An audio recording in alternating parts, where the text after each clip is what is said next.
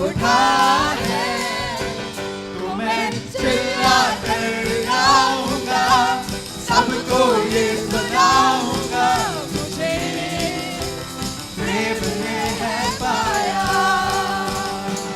ओह मेरा गीत बीत गया, मुझको अजीज मिल गया, सब कुछ हो गया है नया।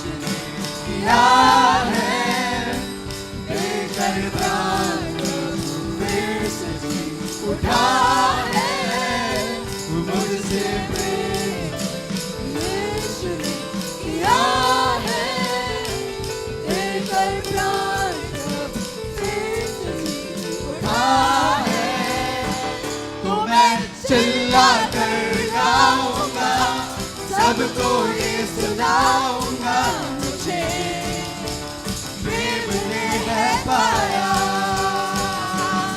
ओह मेरा गीत बीत गया, मुझको अजीज मिल गया, सब कुछ हो गया है नया।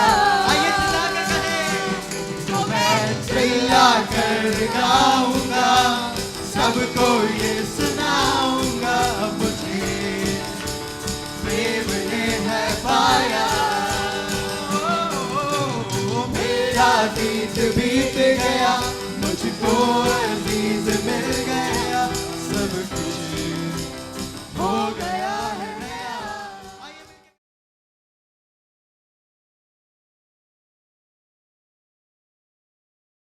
Praise the Lord. खुदावंद की तारीफ हो इस अच्छी सुबह के लिए।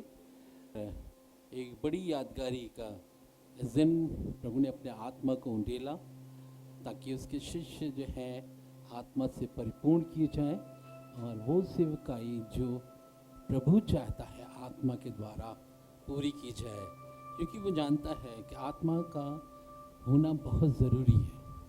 और इसलिए बाइबल बताती है कि जितने आत्मा से जन्मे हैं वही उसके पुत्र हैं। सो आत्मा से जन्म लेना बहुत ज़रूरी है। मेरे अजीजों, अगर आत्मा ना उतरा होता तो पतरस डरपोक होता। उसने 3 बार यीशु मसीह का इनकार किया, 3 बार यीशु मसीह का इनकार किया। जानते क्यों? कि वो उसके पास उस समय पवित्र आत्मा नहीं था। लेकिन जब पवित्र आत्मा उसके ऊपर उतरा तो लिखा हुआ है वो यीशु मसीह के लिए उल्टा सलीब पर लटक जाने के लिए तैयार हो गया। कहाँ है डर तुम्हारा? कहाँ रहा डर? कहाँ रही दूरी? कहाँ रही जो है मुंह फेर लेना? नहीं, अब मुंह नहीं फेरोगे तुम, क्योंकि मैंने अपना आत्मा उंडेल दिया है, मैंने अपनी सामर्थ तुम्हें दे दी है, और जैसा मैं चाहूँगा वैसा करूँगा। मैं आपको बताना चाहता हूँ कि प्रभु परमेश्वर ने पवित्र आत्मा को हमको दान के रूप में रखा है। पवित्र आत्मा हमको इसलिए दिया गया है ताकि हम उसकी मर्ज़ी को पूरा करें। उसकी मर्ज़ी कोई आसान बात नहीं है, उसकी मर्ज़ी को पूरा करना, पर जैसे ही पवित्र आत्मा आता है वो हमें प्रेरित करता है कि हम उसकी मर्ज़ी को पूरा करने पाएँ। और जब हम उसकी मर्ज़ी अनुसार नहीं चलते तो वो जो है हमारे पास से अलग हो जाता है, वो अलग हो जाता है। Hallelujah, Jesus, we worship you Lord, we adore you Lord Jesus, you are the king of king Lord. Hallelujah. खुदावंद पाकरू, मैं अपने आप को तेरे हाथ में सौंपता हूँ। मुझे नहीं मालूम कुछ क्या कहना है, पर आप सब कुछ जानते हैं। आपकी प्रभुता इस जगह है। सो पूरी तौर से तेरे लोगों पर पवित्र आत्मा का डेरा होने पाए, यीशु मसीह के नाम में, आमीन। मेरे साथ खुदा के कलाम को निकालें जो आपको मिलेगा न्यायियों की पुस्तक, उसका 16 अध्याय और उसका 20वां पद। न्याय, हाँ, ये इसी पद को पढ़े। तब उसने कहा, हाँ, हे शिमशोन, हाँ, पलिश्ती तेरी घात में है। पलिश्ती तेरे घात में है। तब मैं चौंक कर सोचने लगा, तब वो चौंक कर सोचने लगा, मैं पहले के समान बाहर जाकर झटकूंगा। वह तो ना जानता था, वो तो जानता भी नहीं था कि यहोवा उसके पास से चला गया है। यहोवा का आत्मा उसके पास से चला गया। वो जानता ही नहीं था, वो तो सब कुछ खेल समझ रहा था। मेरे अजीजों, कहानी कुछ इस तरह से है और मैं बताना ये चाहता हूँ कि पवित्र आत्मा जब हमको दिया जाता है, जब पवित्र आत्मा को हम रिसीव करते हैं, तो खुदा देने वाला है और वो हमारे अंदर अपने मकसद को रखता है, अपनी मर्जी को रखता है, ताकि उसकी मर्जी हम पूरा करने पाए पवित्र आत्मा के द्वारा। देखिए, शैतान के ऊपर हम हावी तभी हो सकते हैं, विरोधियों के ऊपर हावी हम तभी हो सकते हैं जब पवित्र आत्मा हमारे अंदर होगा। जब पवित्र आत्मा से हम भरे होंगे तो परमेश्वर हमारे साथ होगा और तब हम कुछ भी कर सकते हैं। हमारी पर्सनैलिटी कोई काम नहीं आती है।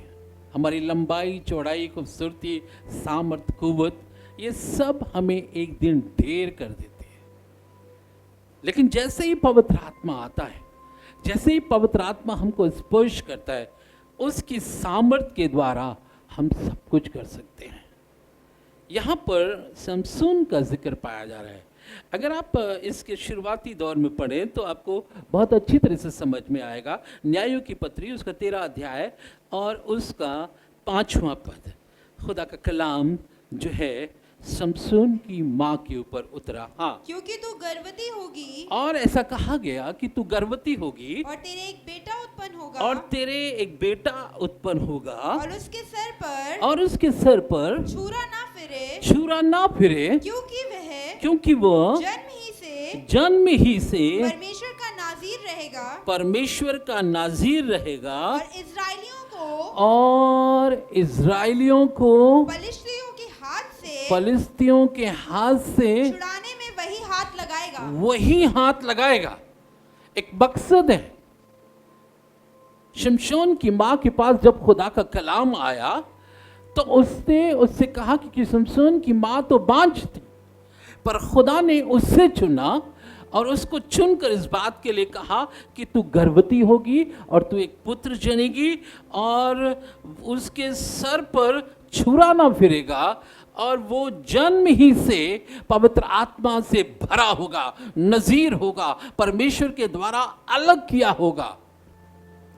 मेरे यहाँ पर परमेश्वर जो बात कर रहा है समसून की माँ से, वो इस बात के लिए बता रहा है कि किस मकसद से मैं तेरे बेटे को, तो जो गर्भ में होगा उसको किस मकसद से मैं इस दुनिया में लेकर आ रहा हूँ। और उसका मकसद ये था कि इस्राएलियों को पलिश्तियों के हाथ से वही छुड़ाएगा, वही हाथ लगाएगा, वही हाथ लगाएगा। और आपको मालूम है कि आज भी इजराइल और पलिश्तियों में दुश्मनी आज भी चल रही है। अगर आप इजराइल जाकर देखें तो काफ़ी बड़ा हिस्सा, हिस्टोरिकल हिस्सा जो है वो पलिश्तियों ने घेरा हुआ है। इवन आपको यीशु मसीह की पैदाइश को देखने के लिए भी आपको पलिश्तियों के बीच में जाना पड़ेगा। आपको यीशु मसीह के स्वर्गारोहण के स्थान को देखने के लिए भी आपको पलिश्तियों के बीच में जाना होगा। ये वो लोग हैं जिन्होंने खुदा को कोई महत्व नहीं दिया, जिन्होंने खुदा को बिल्कुल हकीर जाना, बिल्कुल नज़रअंदाज कर दिया। और तब खुदा ने इस बात के लिए मान लिया था कि वो पलिश्तियों का नाम इस दुनिया से मिटा देगा। खुदा इनके अगेंस्ट हो गया, क्योंकि जब हम खुदा को हकीर जानते हैं, जब हम खुदा को तुच्छ जानते हैं, तब खुदा हमारे खिलाफ हो जाता है, तब खुदा हमारे खिलाफ हो जाता है। और यहाँ पर ऐसा लिखा हुआ है कि शमशोन को नज़ीर किया गया एक मकसद से, और वो मकसद था कि ये इज़राइल को फिलिस्तियों के हाथ से छुड़ाएगा। फिलिस्ती दुश्मन थे, इज़राइल को से लड़ते थे, इज़राइल के ऊपर गालिब आ रहे थे। तो खुदा ने एक बड़े प्लान से अपनी रूह को उतारा और शमशोन की माँ पर ठहरा दिया, और शमशोन नाज़ीर हो गया। अगर आप 14वें अध्याय के पहले और दूसरे पद को देखें। शिमशोन तिम्ना को गया, शिमशोन तिम्ना को गया, और तिम्ना में, और अब शिमशोन बड़ा हो रहा है, तिम्ना को गया, और तिम्ना में एक पलिश्ती स्त्री को देखा, एक पलिश्ती स्त्री को देखा। तब उसने जाकर अपने माता पिता से कहा, अपने माता पिता से कहा, तिम्ना में मैंने एक पलिश्ती स्त्री को देखा है, एक पलिश्ती स्त्री को देखा है, अतः अब तुम उससे मेरा विवाह करा दो, उससे मेरा विवाह करा दो। किस लिए तुम्हें नज़ीर किया था खुदा ने? किस लिए खुदा की रूह तुम्हारे ऊपर ठहरी थी? इसीलिए ना कि तुम फिलिस्तियों, इजराइलियों को फिलिस्तियों के हाथ से छुड़ाओगे। लेकिन तुम तिम्ना में चले गए, अब तो जवान हो गए हो, सामर्थ्य प्रभु की, कुव्वत है प्रभु की, तुम चाहते हो कि जो चाहे वो हो जाएगा, जैसा हम कहेंगे वही मान लेंगे लोग, क्योंकि वो लोग जानते हैं कि हम नज़ीर किए हुए हैं, खुदा ने मुझे अलग किया है, खुदा ने पाकरू की के द्वारा मसा किया गया, तो हम जो भी चाहे वो कर सकते हैं। मेरे अजीजों, थोड़ी देर के लिए सोचने की ज़रूरत है, बुद्धि और अक्ल से भी खुदा के सेवकाई करने की ज़रूरत है। कभी कभी बहुत से लोग जो खुदा की रूह से भरे हुए होते हैं, जो खुदा के द्वारा नज़ीर किए होते हैं, कई बार अपनी मर्जी चला लेते हैं, आपको पता ही नहीं लगेगा अपनी मर्जी से वो क्या क्या आपको बना लेते हैं, क्या क्या आपसे कह देते हैं। मेरे अजीजों, ये भी तो कह रहा है, अपनी माँ से कह रहा है जिसने उसे पैदा किया है, अपने बाप से मुझसे कहा कि जिससे वो पैदा किया है कि मुझे तिम्ना में एक स्त्री मिली है, वो फिलिस्ती स्त्री है, बहुत अच्छी देखने में लग रही है, और मुझे उसके साथ शादी करा दे। चुनाते हो गए थे तुम, अलग किए गए थे तुम फिलिस्तियों के खिलाफ काम करने के लिए। खुदा की रूह क्यों मिली थी तुम्हें? किस लिए मिली थी तुम्हें? ये इसलिए मिली थी, और लिखा हुआ है वो स्त्री ने इसको बहला लिया, उस स्त्री ने इसको फुसला लिया, उस स्त्री ने इसको अपनी जांग पर सुला लिया, और सब कुछ लूट लिया इसका, सब कुछ। और अब ये कह रही है, देख फिलिस्ती तेरे सामने खड़े हुए हैं, अभी तक फिलिस्तियों को ये मारता था, अभी तक फिलिस्तियों से बदला लेता था, ओ लेकिन आज क्या हुआ है? आज उसने कहा मैं एक बार फिर उठूंगा, और उसने देखा फिलिस्ती घेर रहे हैं, उसने देखा फिलिस्ती चले आ रहे हैं, उसने मन में सोचा कि नहीं, आज मैं फिर झुड़कूंगा, आज अपने आप को ऐसे ही ला दूंगा, और मेरे अजीजों, और फिलिस्तियों को मार दूंगा, फिलिस्तियों को मार दूंगा। मेरे अजीजों, मैं आपको बताना चाहता हूं, कई बार खुदा के खादिम भी इसी तरह से दुष्ट आत्मा निकालते, सोचते मैं जाऊंगा और ऐसे ऐसे ऐसे हिला दूंगा और दुष्ट आत्मा निकल जाएगी, पर उनको मालूम ही नहीं है दुष्ट आत्मा निकलने की नहीं है, उनको मालूम नहीं है खुदा की मर्जी चलती है, खुदा की रूह की सामर्थ चलती है, खुदा की रूह की कुव्वत चलती है। और जैसे इसने झिड़का, इसे पता ही नहीं था कि खुदा का रूह इसके पास से अलग चला गया है, खुदा का रूह इसके पास से अलग चला गया है। मेरे अजीजों, कहने का मतलब यह है, खुदा एक मकसद से अपनी रूह को देता है, खुदा एक मकसद से आपको नज़ीर करता है, अलग करता है। जब आप परवाह नहीं करते खुदा की, जब अपने हिसाब से चलना चाहते हैं, तो मेरे अजीजों क्या होता है, हम बंधुए कर दिए जाते हैं। लिखा हुआ है, चुना इसलिए गया था कि फिलिस्तियों को मारेगा, चुना इसलिए गया था इजरायली कौम को फिलिस्तियों से बचाएगा, लेकिन आज क्या हो गया है? आज बंधुआ हो गया है। मेरे अजीजों, फलिस्तियों ने इसे पकड़ लिया है, इसकी दोनों आंखों को फोड़ दिया है और इसको पीतल के सलाखों में रख दिया है, बंदी गृह में डाल दिया गया है। क्या हो गया है? क्यों डाला गया है? वो तुम्हारे पास सामर्थ थी, तुम्हारे पास कुव्वत थी, नहीं तुम्हें मालूम ही नहीं, खुदा का रूह चला गया। जब तुम अपने आप में चलने लगे, जब तुमने खुदा की कोई परवाह नहीं की, जब तुमने खुदा को निग्लेक्ट कर दिया, जब खुदा के अपने बाप के और माँ के सामने कहा कि ये फलिस्ती लड़की से मेरी शादी करा दो। मेरे अजीजों, कई बार अक्सर खुदा के रूह के द्वारा मसा किए हुए लोग जो हैं वो इस तरह का काम कर देते हैं। जवान बच्चों, खुदा ने आपको इसलिए भेजा है कि जब भी आप किसी काम को करें तो खुदा की रूह से ज़रूर पूछें कौन सी रूह है, किस तरह की रूह है जो आपको बताएगी।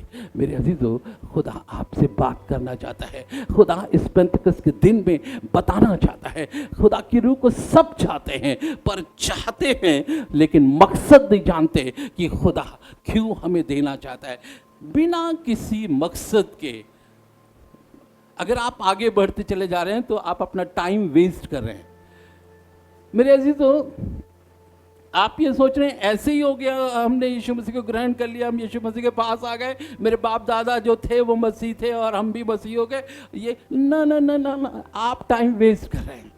आप टाइम वेस्ट कर रहे हैं अपना, हर संडे 2 घंटे आप वेस्ट कर रहे हैं। जब तक आपको मकसद नहीं मालूम है कि खुदावंद यीशु मसीह ने हमको किस लिए मसीह बनाया है, क्यों हम आए हैं, क्यों खुदा की इबादत कर रहे हैं, क्यों खुदा की बड़ाई कर रहे हैं, इसका क्या मकसद है, मेरे अजीजों, आप टाइम वेस्ट कर रहे हैं। पर नहीं, खुदा ने रूह दी है।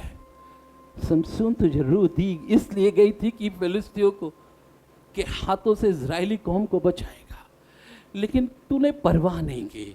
तो अब खुदा ने उन्हीं फलिस्तियों के द्वारा तेरी आंखें फोड़ दी हैं, उन्हीं फलिस्तियों ने इसे पीतल की जंजीर में जकड़ लिया है, उन्हीं फलिस्तियों ने इसे बंदी गृह में डाला था, आज़ाद करने के लिए चुना था। आज ये खुद ही बंद हुआ हो गया है क्योंकि मकसद से ये फिर गया है। मकसद से फिरेंगे, मैं आपको बताना चाहता हूँ, खुदा आपको अलग कर देगा। चुना इसलिए गया है कि गैर कौमों को, वो जो अन्य जाति के लोग हैं, उनको सुसमाचार सुनाया जाए। क्यों? इसीलिए तो चुना है मेरे अजीजों। जब खुदावंद यीशु मसीह का स्वर्गारोहण होने लगा तो उसने अपने चेलों को बुलाकर कहा कि तुम अब जाओ, और उसने पहले बताया कि देखो, स्वर्ग और पृथ्वी का सारा अधिकार मेरे पास है, तुम जाओ इस दुनिया के लोगों के पास जाओ और पिता पुत्र पवित्र आत्मा के नाम से उनको बपतिस्मा दो, उनको उद्धार का सुसमाचार दो। इसीलिए तुम ठहरे रहना, इसीलिए तुम ठहरे रहना। ओ समसून, तुम भूल गया तेरा मकसद क्या था, तेरा नजीर होना क्या था, तू भूल गया, और यही कारण है कि फिलिस्तियों ने तेरी आंख फोड़ दी है। खुदा उनके कलाम हमें यही सिखाता है कि हम मसीह हैं, हमारा मकसद क्या है, हम रूह से भरे हुए हैं, हमारा मकसद क्या है, हमारा मकसद क्या है। कभी आपने सोचा हमारा मकसद क्या है? कभी आपने सोचा हमारा मकसद क्या है? एक जगह और लिए चलता हूँ, एक व्यक्ति से आपकी मुलाकात कराना चाहता हूँ। मेरे सामने निकाले पहला शमूएल उसका 16 अध्याय और उसका 14वां पद।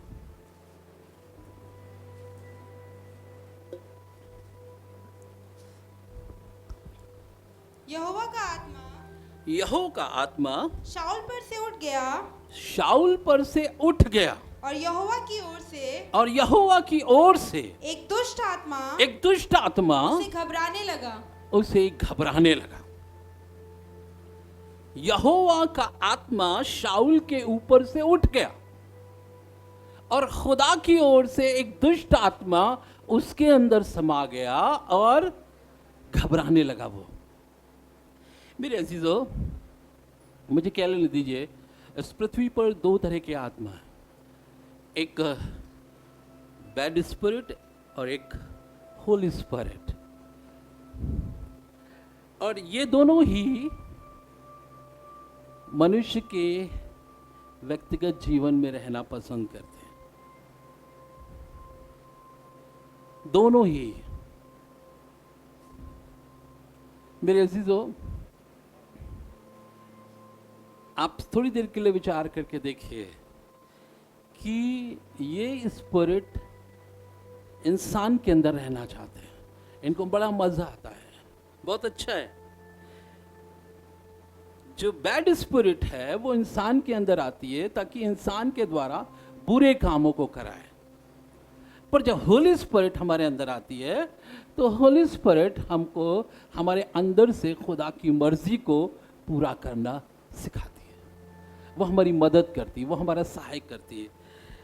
पर आपको ये मालूम करने की जरूरत है कि हमारे अंदर क्या है,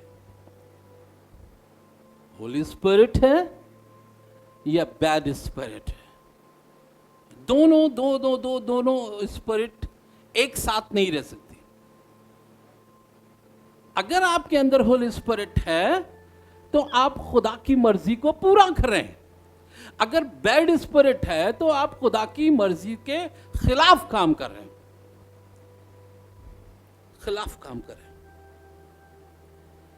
और मेरे अजीजों, अगर आप खुदा के कलाम से देखें, अगर आप उसका इसका 10वां चैप्टर, उसकी पहली आयत, तब शाऊल ने एक कुप्पी तेल लेकर, तब शमूएल ने एक कुप्पी तेल लेकर उसके सिर पर उंडेला और उसे चूम कर कहा, क्या इसका कारण यह नहीं कि यहोवा ने अपने निज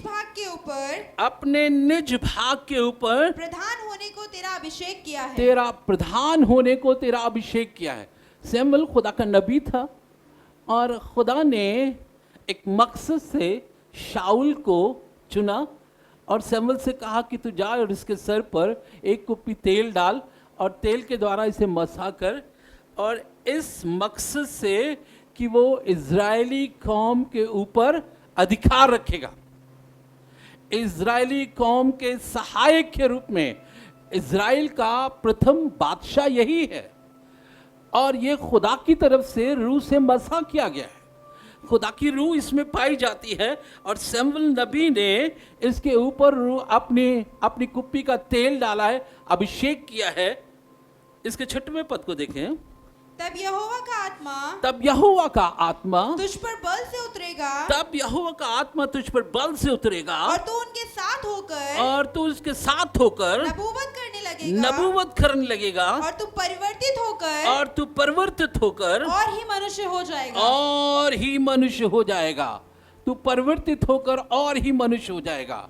इस तरह से खुदा तुझे अपनी रूह से मसा करना चाहता है। इस तरह से खुदा एक रिस्पॉन्सिबिलिटी के द्वारा के साथ तुझे अपनी रूह देना चाहता है। मेरे अजीजों, हम चाहते हैं, खुदा की रूह चाहते हैं, लेकिन हमारे पास एक रिस्पॉन्सिबिलिटी के द्वारा ही खुदा की रूह आने पाएगी। मेरे अजीजों, खुदा ने जो शाऊल को चुना ताकि शाऊल जो है इस्राएली कौम का राजा बने, इस्राएलियों को दुश्मनों से छुड़ाए, इस्राएलियों को फिलिस्तियों से छुड़ाने पाए। मेरे अजीजों, पर क्यों? क्योंकि फिलिस्तियों ने इस्राएलियों पर कई बार आक्रमण करके इस्राएलियों को मारा है। पर मैं आपको बताना चाहता हूं कि खुदा चाहता है कि खुदा की कौम आज़ाद रहे, खुदा की कौम आज़ाद रहे। और मैं आपको ये चीज़ बताना चाह रहा हूँ कि किस तरह से जो शाऊल है वो उसने फिलिस्तियों को मारा, किस तरह से शाऊल ने जो है इज़राइलियों के जो फिलिस्तियों की कीमती चीज़ों को ले लिया, किस तरह से खुदा के अगेंस्ट में काम किया।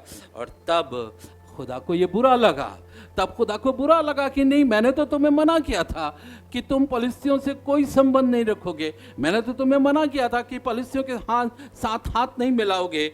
पर अब क्या हो गया है? अब क्या हो गया मेरे अजीजों?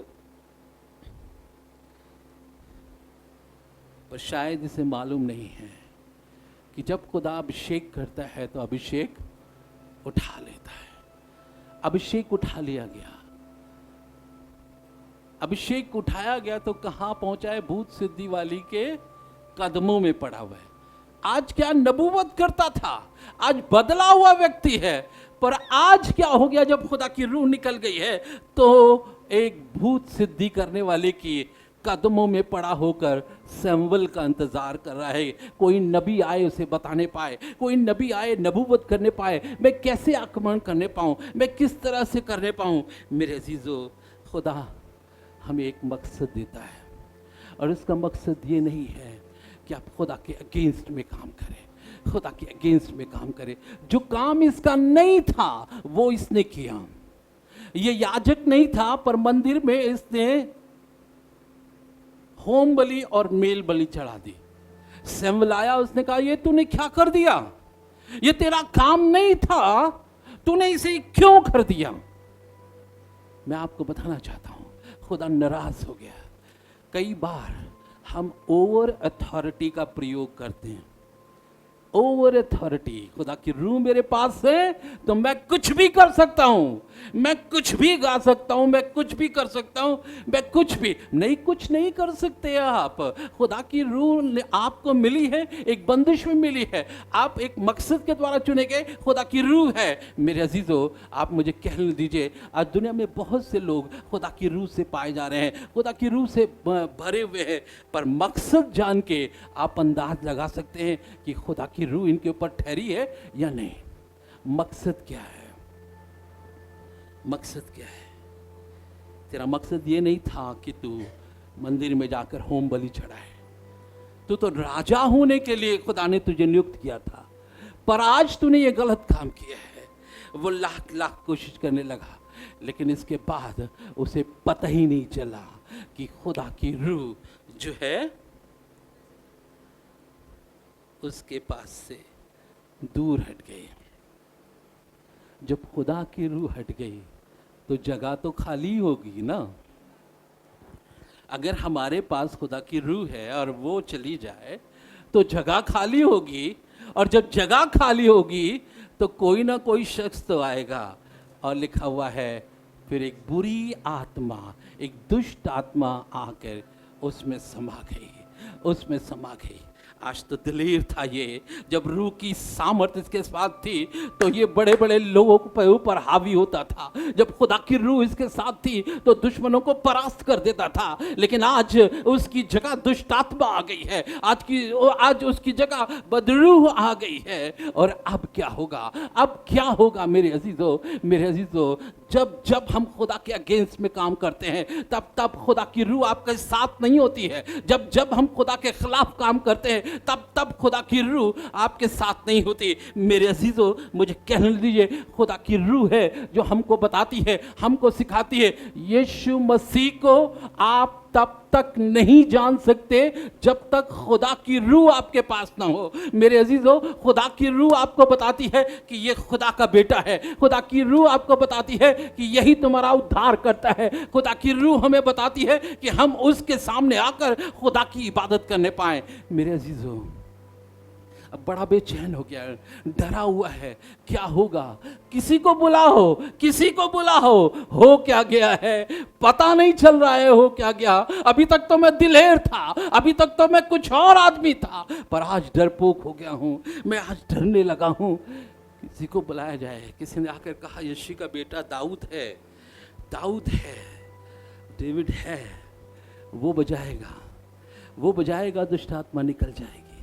और लिखा है उसको बुलाया गया, उसको बुलाया गया। मेरे अजीजों, इससे पहले दाऊद का अभिषेक कर दिया गया था, दाऊद का अभिषेक कर दिया गया था, और दाऊद फिर बुलाया गया, बादशाह के सामने आया। जी हुजूर, क्या चाहिए। ओह खुदा ने अपने मकसद से दाऊद को अपनी रूह से मसा किया।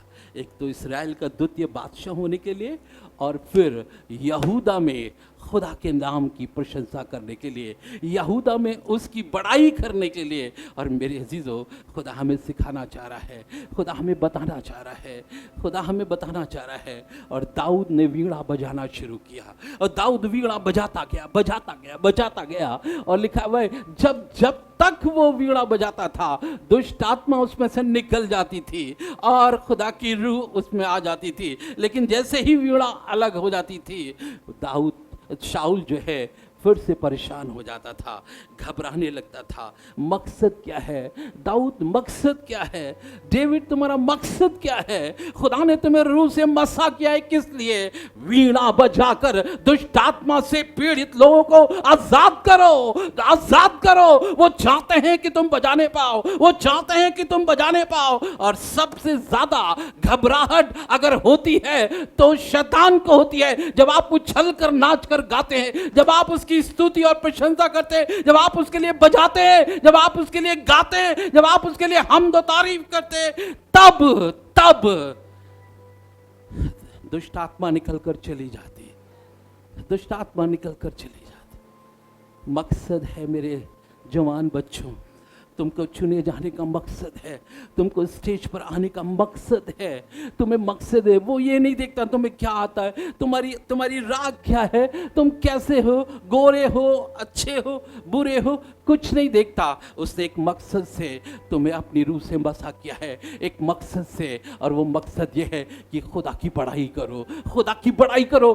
दाऊद एक मकसद से मेरे अजीजों, मीकल कहने भी लगी तुझे क्या हो गया है, तू आज अपनी कौम के सामने नंगा हो गया है। नहीं, मेरा मकसद ये नहीं है कि मैं बादशाह बनूं, मेरा मकसद ये है कि मैं खुदा की इबादत करूं। जिस खुदा ने मुझे बनाया है, जिस खुदा ने मुझे रचा है, उसकी इबादत करूं। मेरे अजीजों, मकसद ये है।